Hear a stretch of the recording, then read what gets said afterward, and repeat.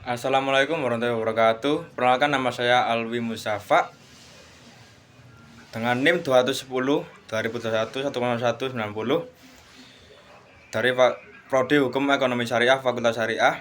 Ingin memaparkan tugas UAS dari Pak Musatak 5. Untuk tugas yang pertama ada 15 asas hukum. Berikut adalah 15 asas hukum yang umum dikenal dengan sistem hukum. Untuk yang pertama ada asas legalitas. Asas legalitas yang berarti tidak ada perbuatan yang dapat dipidana kecuali berdasarkan hukum yang telah ada.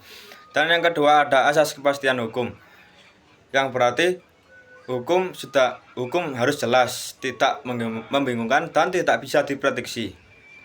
Untuk yang ketiga ada asas keadilan. Asas keadilan yang berarti hukum harus adil untuk semua pihak. Dan yang keempat ada asas keseimbangan, yang berarti hak dan kewajiban harus seimbang. Dan yang kelima ada asas kemanfaatan, yang berarti hukum harus memberi manfaat bagi masyarakat. Dan untuk yang keenam ada asas persamaan di depan hukum, yang berarti semua orang sama kedudukannya di hadapan hukum, jadi harus sama rata. Dan selanjutnya ada yang ketujuh, ada asas non-retroaktif, yang berarti hukum tidak berlaku surut kecuali dalam hal yang menguntungkan. Dan selanjutnya yang kedelapan ada asas praduga dan yang delapan ada asas praduga tak bersalah, yang berarti seseorang dianggap tidak bersalah sampai terbukti bersalah. Dan selanjutnya yang kesembilan ada asas itiqad baik, yang berarti semua perbuatan hukum dilakukan dengan niat baik. Dan selanjutnya yang ke-10 ada asas perlindungan hukum, yang berarti hukum melindungi hak setiap warga negara. Selanjutnya yang 11 ada asas otonomi wilayah, yang berarti wilayah memiliki kebebasan terbatas untuk mengatur rumah tangganya sendiri. Dan yang ke-12 ada asas keterbukaan, yang berarti proses hukum dilakukan secara transparan. Yang ke-13 ada asas akuntabilitas, yang berarti pelaksanaan hukum bertanggung jawab atas tindakan dan keputusan. Dan yang ke-14 ada asas profesionalisme, yang berarti penegakan hukum dilakukan oleh orang yang ahli dan terlatih. Yang ke-15 atau yang terakhir ada asas restoratif, yang berarti penegakan hukum dapat dilakukan dengan pendekatan pemulihan. Untuk tugas yang kedua ada 3 aliran hukum.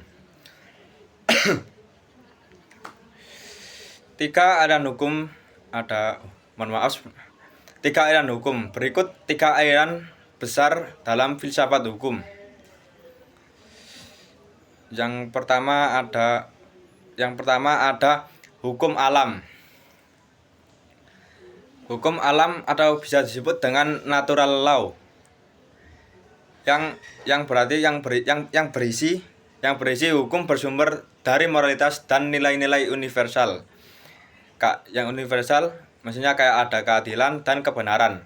Tokohnya ada Thomas Aquinas dan John Locke. Contohnya misalnya kayak melindungi hak asasi manusia meskipun belum ada hukum.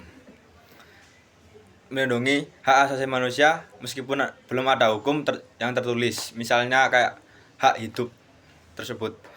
Yang kedua ada asas positifme hukum. Asas positifme hukum adalah hukum adalah peraturan yang ditetapkan negara tidak mempertimbangkan baik atau buruk, hanya soal legalitas. Jadi peraturan yang dibuat oleh negara yang tidak mempertimbangkan baik atau buruk, hanya soal legalitas. Tokoh dari positifme hukum tersebut ada Hans Kelsen dan Jeremy Bentham. Contohnya misalnya kayak seseorang dihukum karena melanggar undang-undang meskipun berniat baik. Contoh dari yang kedua tersebut. Dan yang ketiga atau yang terakhir ada sosiologis, atau bisa sosiologis, mohon maaf. Ada sosiologis atau bisa disebut dengan realitas sosial yang berisi hukum harus dilihat dari praktik masyarakat dan harus berkembang sesuai kebutuhan sosial. Tokoh dari sosiologis tersebut ada Eugen Ehrich dan Roscoe Pond, kalau nggak salah itu ya.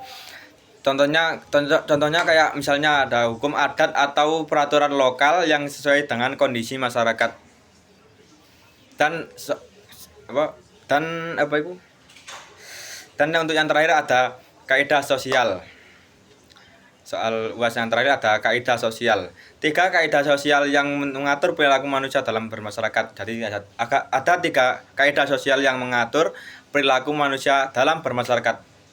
Yang pertama ada kaidah hukum. Kaidah hukum bersifat memaksa dan kaidah hukum bersifat memaksa dan ada sanksi tegas. Contohnya misalnya kayak dilarang mencuri dan ada ancaman pidana. Terus yang kedua ada kaidah kesusilaan.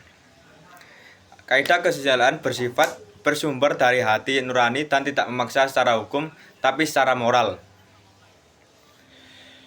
Dan contoh dari kaidah kesusilaan ada jujur dan tidak berbohong. Misalnya harus jujur ya dan tidak boleh berbohong. Dan yang ketiga ada kaidah kesopanan. Kaidah kesopanan bersifat berlaku dalam lingkungan sosial tertentu.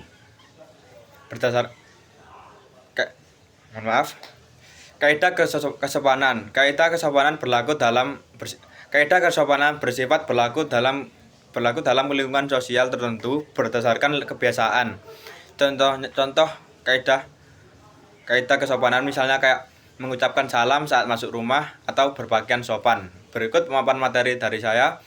Bila ada salah kata atau penjelasan materi tersebut, mohon maaf sebesar-besarnya. Sekian penjelasan dari saya. Wassalamualaikum warahmatullahi wabarakatuh.